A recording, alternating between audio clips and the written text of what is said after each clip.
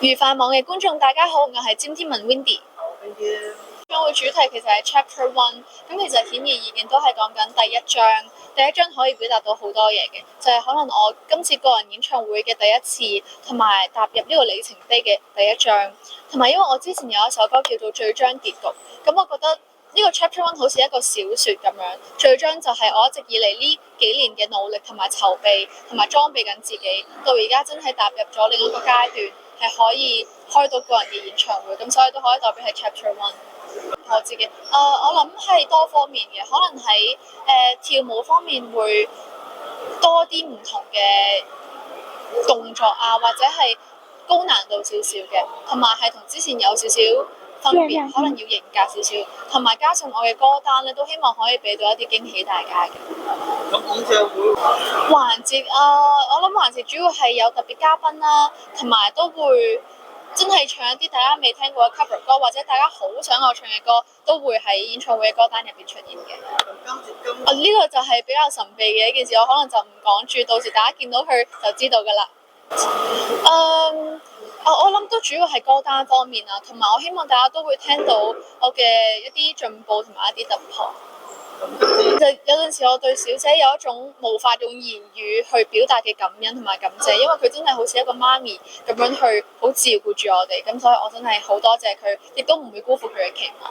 我希望除咗今次嘅 Chapter One 之外，其他都會有 Chapter Two、Three 可以喺唔同嘅城市去見到大家嘅。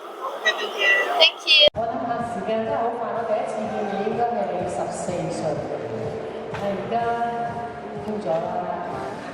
就越嚟越靚啦，咁但係咧由14歲到而家咧，佢真係我見裏邊，我哋公司嘅 artist 咁細個咁用功又勤力啦，讀書又叻啦，每一樣嘢交俾佢咧，佢係真係超額完成嘅。冇錯。咁所以咧，我一路睇住佢，你而家個美少女咁樣，我都同我哋公司嘅啱講咧，其實佢可以唱情歌啦。唱多啲情歌啦，係啦。咁我仲記得睇先，而家5月啦，早2個禮拜啦，5月1月1號啊，我哋喺天堂體育館有個大型嘅活動啦，我哋安排咗去做一個表演嘉賓。咁大嘅體育館裏邊，佢一出嚟，佢一開聲，我諗嗰度嗰啲文化嗰啲局長啊、啲領導都唔得驚為天人，因為佢靚，佢嗰人真係好靚。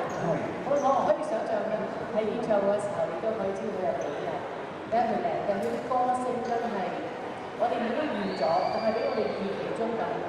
係，把聲仲係冇錯。咁所以咧，我覺得 Windy 咧，你嘅前途真係無可限量。讀咗2年啦，仲有2年就畢業，但佢每一次放假或者有少少個空間咧，佢都會好勤力咁翻嚟練歌啦，我哋教佢啦、宣傳啦，咁我就覺得即係而家先20歲，呢條路真係康莊大道喺前面，你加油，你加油！咁啊，非常之多謝劉小姐啦。咁你有冇啲咩説話同劉小姐講？我愛你啊，劉小姐，我哋會做好㗎，我哋會做好。